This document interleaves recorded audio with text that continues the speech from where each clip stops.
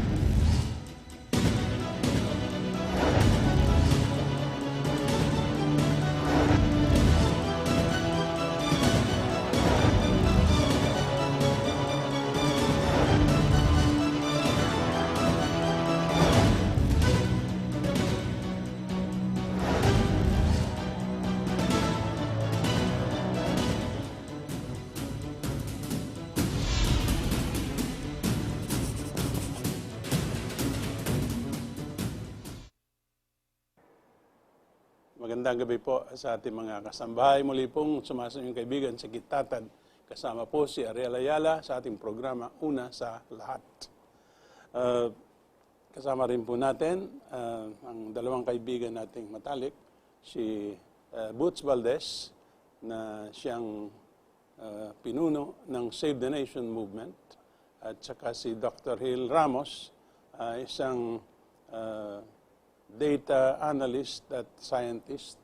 Nakatira po ito sa Las Vegas pero pabalik-balik po sa Pilipinas.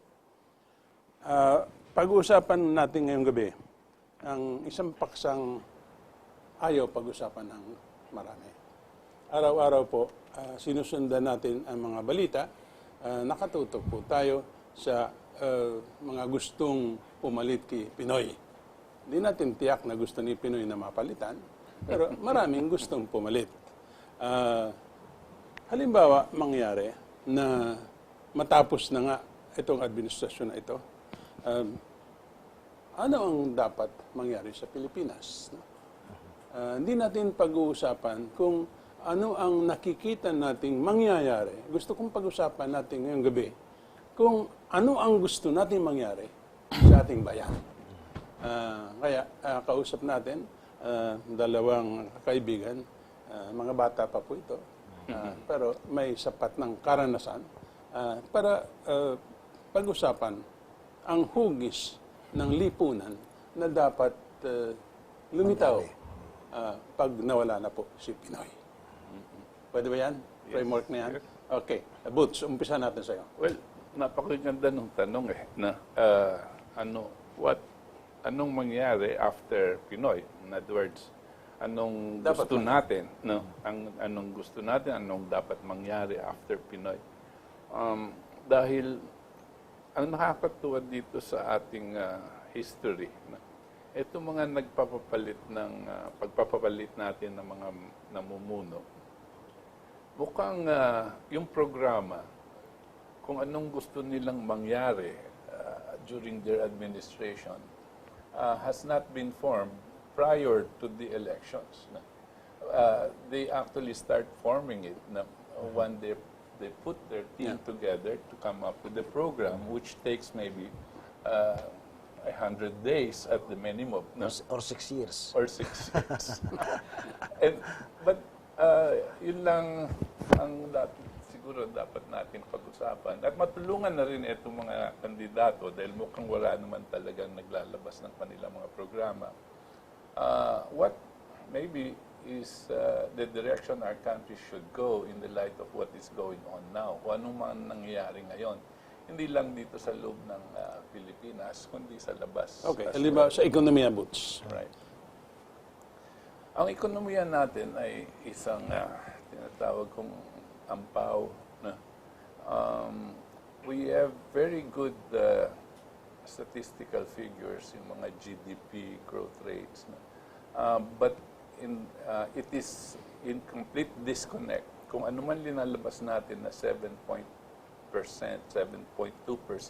GDP does not actually connect with reality, because at the same time, government statistics will come out with saying there is an increase in hunger rates. No? There is an increase in families that are experiencing hunger, and then joblessness, no? And so on and so forth, and high prices that people can no longer support the high prices. Now, when that's the case, what is it that we are looking for in an economy? Do you want a people that are growing and satisfied in terms of quality of life, or do you want the statistics? The statistics that we have, although it is in reality growing, but we went into what Pnoy likes to banner as the PPP, public-private partnership. But this public-private partnership have been focused on basically all of the public utilities being privatized. Yes. We have the energy sector fully privatized. You have, of course, the health sector being privatized, and the water, transpo, and so on and so forth. And entire government is being privatized. Practically. And all of these are actually the companies that are involved, especially in energy sector, are actually earning up to 200% return on their investment. And this is what is being bannered. Di ba may limit? No, not anymore, because that has been taken out. No? This is being bannered by Pinoy outside the Philippines to be the area that they should invest in. No? But as you see, investments in that means unregulated prices, and that means you go higher and higher. As prices of the public utilities go higher, there is an increase in poverty. There is an increase in the capacity of the population to be able to absorb that. So you will have statistics that will be going up, but at the same time, you will have an increase in the people that are having difficulty. Okay, Gil, will you respond to that? The mention of GDP, it's just a process of counting progress, parang scoring process. But it doesn't reflect the structural changes that must happen if we are to progress at the rate that China was growing in the past decade. China was growing, I think, more than 10% to 11% for that past decade, while the Philippines was happy with 5%, and maybe before it was 3%, it moved up to 5%, and now maybe it's 7%, as being claimed by the scholars of the Noynoy administration. However, the structural changes that needs to occur are not being addressed by the wannabe presidential boss. They talk about abstract motherhood statements, like what's that called? The popular phrase today is matuwid na daan, or matuwid na daan, and on the other hand, you have people criticizing the government. And the criticism is more to the point, because you see what is there and you react to it. But still, there's a lack of a visionary statement on those who would like to replace Noynoy as to what they would do themselves if they are the ones who get to power. There is no definite program of action. Unlike more mature political democracies, there are contending programs or platforms of development, and then the people choose. In the United States, although some third-party persons also call these Republicans and these Democrats Tweedledum and Tweedledee, there's still a very basic difference between a Democrat and a Republican. The Republicans are for less government, and the Democrats are for more government intervention. In the Philippines, there is no such thing as that. So what we have are a process of sometimes some people wring their hands in exasperation, and they just talk in terms of mitigating the transaction cost of procuring development for our people, meaning this transaction cost is just a polite term for the corruption that goes when you spend for public infrastructure. Because our country is not like the G5 or the G7, G10 countries when they speak and when they get together. They contend and negotiate with each other as to which country will have the monopoly of the best-paying jobs in the next decade. In the Philippines, we talk about developing super maids or super whatever for export around the world. There are a lot of overseas Filipinos abroad. There are also a lot of overseas American workers in China. But the difference is that these overseas American workers is a product of a surfeit of talent from the U.S. and they're highly paid. While in the Philippines, the diaspora of workers outside is because of the lack of job creation visionaries leadership in the Philippines. Our economy is an outsourced economy, not an internal economy driven by its own clear milestones for development. Hindi ba, okay, outsourced, nandyan yung OFWs natin, ano? Diyan pinagagalingan. But sa ngayon, marami na rin tayong casinos dito, hindi ba? Yun ang pinanggagalingan ng creation of wealth ko, no? Or ano? May creation of wealth ba yung casino or palipat-lipat lang pera? Yung nakatagong pera ng milyonaryo o bilyonaryong inchik, pupunta sa casino, magsisirculate.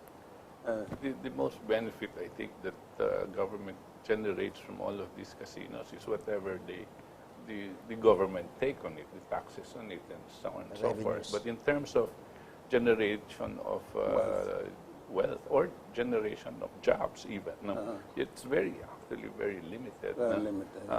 And it does not have what you call a cascading effect. Unlike, for example, if so many billion pesos were invested in an agro-industrial development program, you can see that there will be a corollary effect on the other industries as this thing is being grown. And plus the fact that there is a multiplying effect, but casinos don't have a multiplying effect. And that's the sad part. But it's good that Gil had mentioned this thing, because this thing about the country is not focused on trying to generate jobs, because I think as early as the time of Corazon Aquino, it has been decided that the economy, the Philippine economy, should be a service economy. Who made that decision? Well, the ones that have been lending money to us and told us that this is the way it should go. Yeah. So Butch, with all this, ang iiwang legacy ni Pangulong Aquino, kasi dati tayo a nation of have and have-nots. Ngayon, a nation na divided between those who have everything and those who have nothing. Nothing, right. Well, that's actually what's coming out now. No? And if you, and going back to this service economy thing, that means the kind of infrastructure that you're going to get into is going to be managed in such a way that it will be limited to things like bridges and things like that, but nothing of the nature that will push for development. Number one is our energy development program. Our energy development program is non-existent. We have an energy secretary that spent 2 years telling us why we should pay higher rates, period. And if you want more electricity, you have to pay for it through the nose. That's all this secretary had done. And how to, go through this explanations that they were making. At yung sinasabi niya sa TV, paano gumamit ng aircon na pagpapawisan ka pa rin. Yeah. Okay. Yan ay ating babalikan po pagkaraan ng ilang saglit.